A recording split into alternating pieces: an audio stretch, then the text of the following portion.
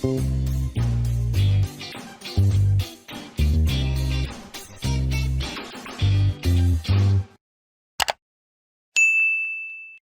நான் உங்கள் Shabdeena. Welcome back to Shabdeena's kitchen. இன்றைக்கி நம்ம எங்கே வந்துருக்கோன்னா மதுரையில் இருக்கோம்.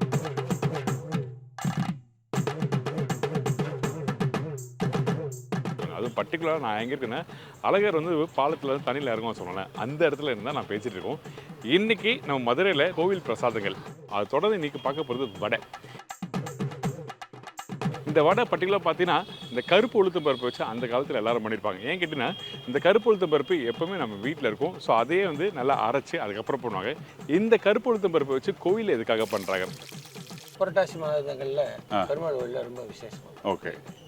கோயில்கள் எல்லாம் இன்னும் அந்த பாரம்பரியம் இல்லை. அரிசி மாவு லேசாக மேலே போட்டோம்னா அந்த முறுபருப்பு ஷைனிங் எல்லாமே கிடைக்கும். வாய்க்கு நல்லா இருக்காது, ஆனால் வயிற்றுக்கு நல்லது. உங்களுக்கு தட்டி போட்டால் தான் அந்த ஸ்கிரிப்பி கிடைக்கும். ஓகே, நல்லா முறுமுறு கிடைக்கும். இந்த மாதிரி விஷயம் யூனிக்காக நம்ம கேட்டு தெரிஞ்சுக்க போகிறோம். அதுக்கு முன்னாடி நம்ம யாரை மீட் பண்ண போகிறோங்கன்னா, கிருஷ்ணன் சார் தான் பார்க்க போகிறோம்.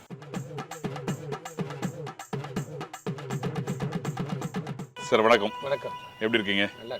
ஓகே, இன்றைக்கி நம்ம என்ன பண்ண போகிறோம்? இன்றைக்கி வந்து புரட்டாசி மாதங்கள்லாம் பெருமாள் கோயிலில் ரொம்ப விசேஷமாக பண்ணுற தோல் உளுந்த வடை பண்ண போகிறோம். தோல் உளுந்த வடை. ஆமாம், நார் சத்து நிறைய இருக்குது, உடம்புக்கும் ரொம்ப நல்லது. கருப்பு உளுந்த வடை தான் எல்லா கோயில்கள்லேயும் போடுவாங்க. சரி, ஓகே. நம்ம கோயில்லையும் போடுவாங்க, மதுரை மீனாட்சி அம்மன் கோயிலையும் பண்ணுறீங்க. ஓகே, இது பர்டிகுலராக இந்த தோல் உளுத்தம் பருப்பு வடை வந்து நம்ம பண்ணும்போது இந்த மாதத்தில் பண்ணுறது வந்து விசேஷம் அப்படி எதுனா இருக்கா? புரட்டாசி மாதங்களில் பெருமாள் கோயிலில் ரொம்ப விசேஷம். ஓகே. எனக்கு நார்மலாக இன்றைக்கி வந்து எல்லோரும் உளுத்தம் பருப்பு உடனே வந்து நம்ம அந்த தோல் எடுத்த உளுத்தம் பருப்பை யூஸ் பண்ணுறோம். எதுக்காக கோவிலில் பர்டிகுலராக பார்த்தீங்கன்னா அந்த டைமில் வந்து நல்லா அந்த கருப்பு உளுத்தம் பருப்பு, தோல் எடுக்காத உளுத்தம் பருப்பை யூஸ் பண்ணுறாங்க. என்ன காரணம்? இல்லை வேறு என்ன விஷயம் இருக்கா? இல்லை, உடம்புக்கு ரொம்ப நல்லது. அந்த தோல் தான் சொன்னேன், நார் சத்து இருக்குது. இந்த காலத்துலலாம் இதுதான் கூட்டு குடும்பமாக இருக்கும்போது ஆளுக்கு ஒரு வேலையை செய்கிறதுக்கு இந்த தோல் அலசுறதுக்கு ஒருத்தர், அரைக்கிறதுக்கு ஒருத்தர் எல்லாம் இருப்பாங்க. விலையும் கம்மி. அது மட்டும் இல்லை, நம்ம வீட்டில் இருக்க ஒரு பொருள். ஆமாம், பரநிலையில் எடுத்து நம்ம வடை சுடுறதோ இல்லை வேறு எதனா பண்ணுறோமோ அப்போ கருப்பு உளுத்தம் பருப்பு எடுத்து நல்லா ஊற வச்சு அலசி அப்படியே யூஸ் பண்ணுவாங்க. இன்றைக்கி காலங்கள் மாற மாற அப்படியே உளுந்த வடைனா தொழிலாக உளுந்த வடை எடுத்து கோயில்கள் எல்லாம் இன்னும் அந்த பாரம்பரியம். இந்த வடை கோவிலோட பண்ணும்போது பர்டிகுலராக நம்ம என்னெல்லாம் யூஸ் பண்ணுறோம், நம்ம வீட்டில் ரெகுலராக பண்ணுறதுக்கும் இப்போ அரைக்கிற பக்கம், அதுக்கப்புறம் வந்து இதில் இந்த மாதிரிலாம் ஸ்பெசிஃபிக்காக யூஸ் பண்ணுறோம் அப்படி எதுனா இருக்கா? அப்படிலாம் ஒன்றும் ரொம்ப இல்லை, எல்லாம் அப்படியே பந்து மாதிரி அரைக்க வேண்டியதுதான். ஓகே, நல்லா தண்ணி கொடுத்து பந்து மாதிரி அரைச்சி அரிசி இப்போ அதுலேயே அரிசியும் போடலாம். இல்லை அரிசி மாவு லேசாக மேலே போட்டோம்னா அந்த முறுமுறுப்பு ஷைனிங் எல்லாமே கிடைக்கும். ஸோ இதில் அரிசி மாவு போடுறோம். நான் போடுறோம். சரி, ஓகே. இப்போ நம்ம ஆரம்பிச்சலாமா? ஓகே. இந்த வடை பண்ணுறதுக்கு தேவையான பொருட்கள் நம்ம பார்த்துடலாம். கருப்பு உளுந்து 1/2 கிலோ, 2 டேபிள் ஸ்பூன் வந்து பெருங்காயம், 3 டேபிள் ஸ்பூன் வந்து மிளகு ஜீரகம், 5 பச்சை மிளகாய், ஒரு துண்டு இஞ்சி, கருவேப்பிலை கொஞ்சம் வச்சுருக்கோம், வேணுங்கிற அளவு போட்டுக்கலாம். உப்பு தேவையான அளவு உப்பு போடணும்.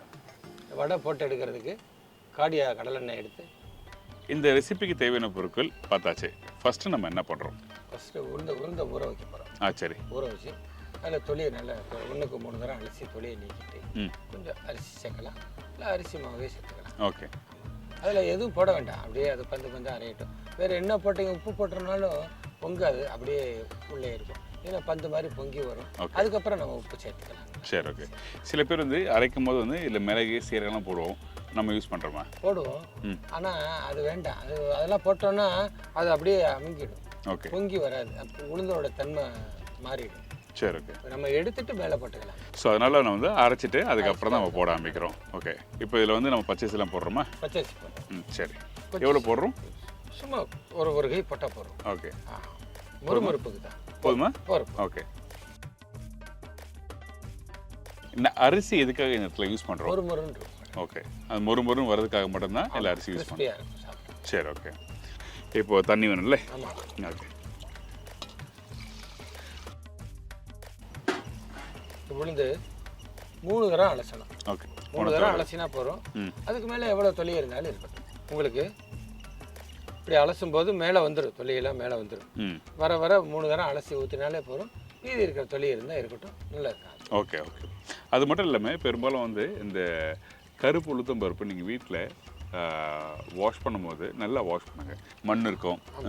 ஸோ 4-5 வாட்டி நல்லா வாஷ் பண்ணிவிட்டு அதுக்கப்புறம் ஊற வச்சு வடிகட்டி நீங்கள் யூஸ் பண்ணும்போது கொஞ்சம் தோல் வெளியே வந்துடும். சரிங்களா சார்? ஓகே. வாய்க்கு நல்லா இருக்காது, ஆனால் வயிற்றுக்கு நல்லது. வாய்க்கு நல்லா இருக்கும், டேஸ்ட்டாக இருக்கும், ஆனால் வயிற்றுக்கு கொஞ்சம் கிடையாது. ஆனால் ஹெல்த்தி ஃபுட்டு நமக்கு வேண்டியது தொழில் உளுத்தம் பருப்பு. அதில் ஹெல்த்தான அந்த பெருங்காயம், மிளகு, ஜீரகம், இஞ்சி, பச்சை. இதில் வெங்காயம் போடுற மனமோ? இதில் வெங்காயம் போடுறோம். சரி, ஓகே. வெறும் மிளகு, சீரகம், கருவேப்பிலை இது மட்டும்தான். சரி, ஓகே. இப்போ இதை அலசியாச்சு.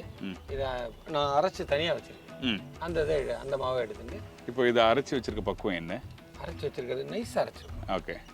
இப்போது இது தண்ணி ஊற்றி அரைக்கிற பக்குவம் நம்ம நார்மலாக வீட்டில் அரைக்கிற அந்த வடை பக்குவத்திலே அரைச்சாலே போகிறோம். கெட்டியாக அரைக்கணுமா? அதெல்லாம் வேண்டாம். ஓகே. மெதுவாக வேணும்னா நம்ம கொஞ்சம் ஒரு கை தண்ணி கொடுத்து கொஞ்சம் லூஸாக இருக்குது, என்ன குடிக்க போகிறதுன்னா அரிசி மாவு போட்டுக்கலாம். ஓகே. மறுமறுப்பாகவும் இருக்கும், ஷைனிங்காகவும் இருக்கும். ஓகே. ஸோ இந்த மாதிரி பக்கத்தில் நார்மலாக நீங்கள் அரைக்கிற மாதிரியே நீங்கள் அரைச்சி எடுத்துக்கலாம். அதிகமான தண்ணி வேண்டாம், கம்மியான தண்ணியும் வேண்டாம். அதே டைமில் அதிகமான அரிசி மாவு யூஸ் பண்ணாலும் உங்களுக்கு வந்து சாப்பிட்றது நல்லா இருக்காது. நல்லா இருக்காது. அதிகமாக அரிசி மாவு போட்டோம்னாலும் அவ்வளோதான், ரொம்ப கல் மாதிரி ஆயிடும், வாராங்கல் மாதிரி ஆகிடும். எதுலேயுமே போடக்கூடாது. இல்லாத உளுந்துலேயும் அதிகமாக போட்டக்கூடாது. அந்த கவனத்தோட தான்.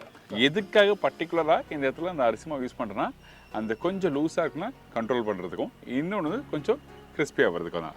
உளுத்தம் பருப்பு ஆயிலில் ஃப்ரை பண்ணாலும் கிறிஸ்பியாக வந்துடும். பட் இருந்தாலும் ஒரு சேஃப்டிக்காக கொஞ்சம் கொஞ்சமாக போடுறோம். அந்த விஷயம் வேறு எதுவுமே இல்லை. அதிகமாக யூஸ் பண்ணாதீங்க. ஓகே.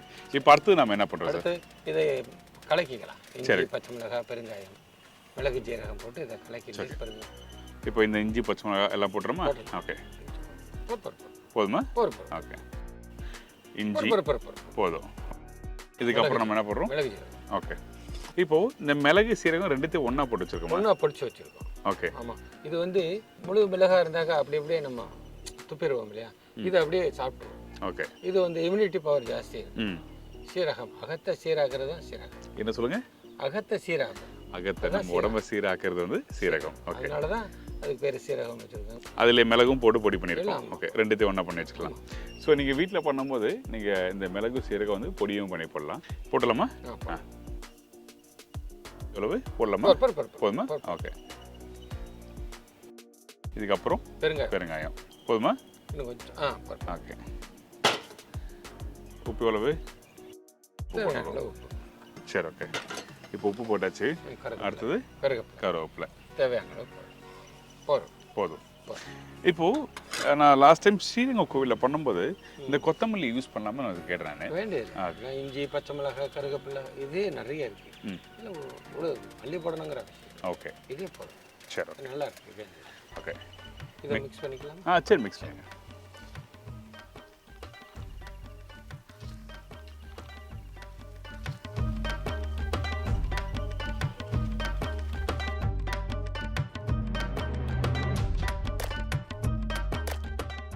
எண்ணெய் விட்டு வடையை தட்டி எடுக்கலாம். ஓகே.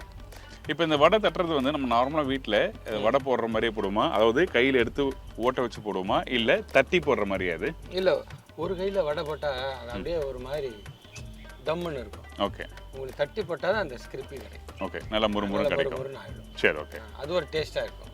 ஆனால் தட்டி போடுறது தான் நல்லது. முறுமுறுன்னு இருக்கும். அது சூடு ஆறுன பிறகு ஒரு மணி நேரம் கழிச்சு நீங்கள் சாப்பிட்டா கூட நீங்கள் சாப்பிடும்போது ரொம்ப அருமையாக இருக்கும். அதனால தான் வந்து தட்டி போடணும்னு சொல்லுவாங்க. நிறைய பேர் மசாலா வடை வந்து இப்படி அந்த உள்ளங்கையில் வச்சு தட்டி போடுவாங்க. ஆனால் இந்த சைடு பார்த்தீங்கன்னா முறுமுறுன்னு இருக்கும், நடுப்பகுதி வந்து உள்ள சாஃப்டாகவே இருக்கும். ஸோ அதனால் இது மாதிரி தட்டி போடும்போது எல்லா பகுதியும் ஈவனாக இருக்கும். Okay, done. இப்போது எண்ணெய் ஊற்றிலாமா? எண்ணெய். சரி, ஓகே. கடல் எண்ணெய் யூஸ் பண்ணுறோம். சரி, ஓகே. இப்போ அந்த காலத்துலலாம் கடலெண்ணெய் தான், இப்போ தானே ரீஃபண்ட் ஆகிடுது. சில ரெசிபிக்கு வந்து நல்லெண்ணெய் மட்டும் தான் யூஸ் பண்ணணும். ஃப்ரை பண்ணுற ரெசிபிக்கு வந்து ரீஃபண்ட் ஆயில் யூஸ் பண்ணுவோம். எதுக்காகனா அந்த கடலெண்ணெய் ஃப்ரை பண்ணி எடுக்கும்போது ஒரு ஸ்வீட்டோ இல்லை ஒரு இனிப்பு பலகாரம் என்ன பண்ணும்போது அந்த கடலெண்ணெய் வாசனை வரக்கூட சொல்லுவாங்க. ஸோ அதனால தான் வந்து சில ரெசிபிக்கு ரீஃபண்ட் ஆயில், இதுக்கு வந்து கடலெண்ணெய். கார வகையில் கடலெண்ணெய் யூஸ் பண்ணிக்கலாம். கண்டிப்பாக. சரி சார்.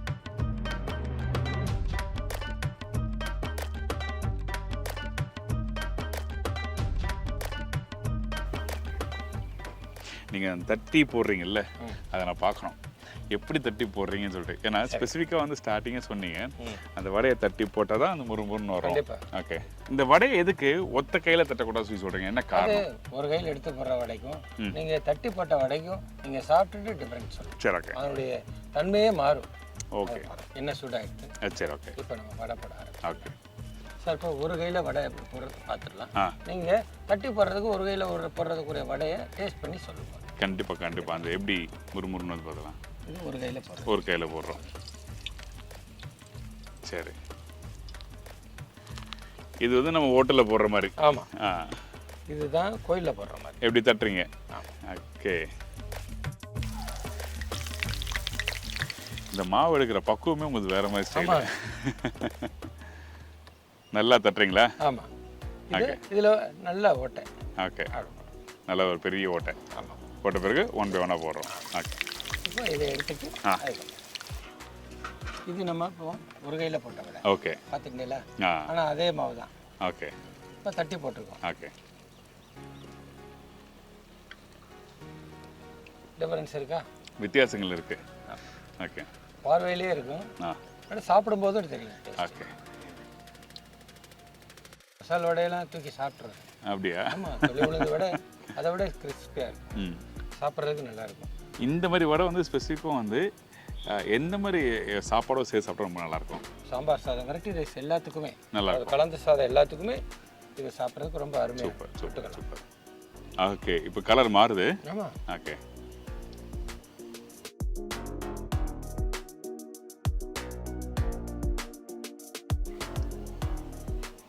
இந்த வடை வேகும் போது கொஞ்சம் அந்த கரெக்டான டெம்பரேச்சர் வச்சு ஃப்ரை பண்ணும்போது நல்லா வரும். அருமையாக இருக்கும். ஓகே, அந்த சலசலப்பை வந்து அடங்க ஆரம்பிச்சிச்சு. இந்த முட்டை விடுறது அப்படியே கொஞ்சம் அடங்க வெந்தெடுத்துருந்தேன். சரி, ஓகே. உளுந்த வடை எப்பவுமே போட்டால் மிதக்கணும். ஓகே, மிதந்தா தான் உளுந்த வடை. ஆமாம், ஒரு நல்ல விஷயம் சொல்லியிருக்காரு.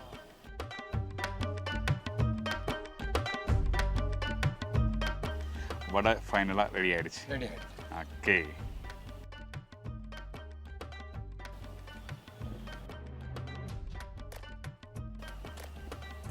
Super sir. இது ஒரு கையில் போட்ட வடை. ஓகே, ரெண்டுத்துக்கும் வித்தியாசம் இருக்குது. வடை ரெடி ஆகிடுச்சு ஃபைனலாக. நீங்கள் சொன்ன மாதிரி இந்த வடைக்கும் நிறைய வித்தியாசங்கள். ஓகே, ஸோ ஃபைனலாக வந்து கோவிலில் பண்ணுற வடைகள் ரெடி ஆகிடுச்சு. ஆஞ்சநேயர் கோயிலில், பெருமாள் கோயிலெலாம் இந்த வடை தான் யூஸ் பண்ணுவோம். ஓகே, ஆஞ்சநேயர் கோயிலில், நாமக்கல் ஆஞ்சநேயர் கோயிலில் கூட தண்ணியே கலக்காமல் வெறும் உளுந்து மட்டுமே ஓடுன்னு. ஓகே, ஆமாம், வெறும் தட்டி போட தட்டை மாதிரி தட்டுவாங்க. ஓகே, அந்த மாதிரிலாம் ஒவ்வொருத்தரும் ஒவ்வொரு ஸ்டைலில் இருக்கிறாங்க. நம்ம ஒரு இதில் பண்ணியிருக்கோம். ஓகே, இது நல்லா இருக்கும் சாப்பிட்றதுக்கு. நல்லா இப்போ இந்த மதுரை மீனாட்சி அம்மன் கோயிலில் இந்த வடை பண்ணுவீங்களா? பண்ணுவோம். பண்ணுவீங்க. டேஸ்ட் பண்ணி பார்த்துலாமா? பார்த்துடலாம். ஓகே, எந்த பதார்த்தமாக இருந்தாலும் சரி, கொஞ்சம் கடித்து சாப்பிடாம கையில் விண்டு சாப்பிட்டா அது ஒரு. ஓ, அப்படி ஒன்று இருக்கா? ஆமாம், கண்டிப்பாக. ஓகே, ஊறுகாயெல்லாம் குளிக்காமல் தொடக்கூடாது, ஊசி போயிடும். ஓகே, கொஞ்சம் காலம் பிடிச்சிடும். ஸோ நான் உடச்சி சாப்பிட்றேன். சூடாக இருக்கு.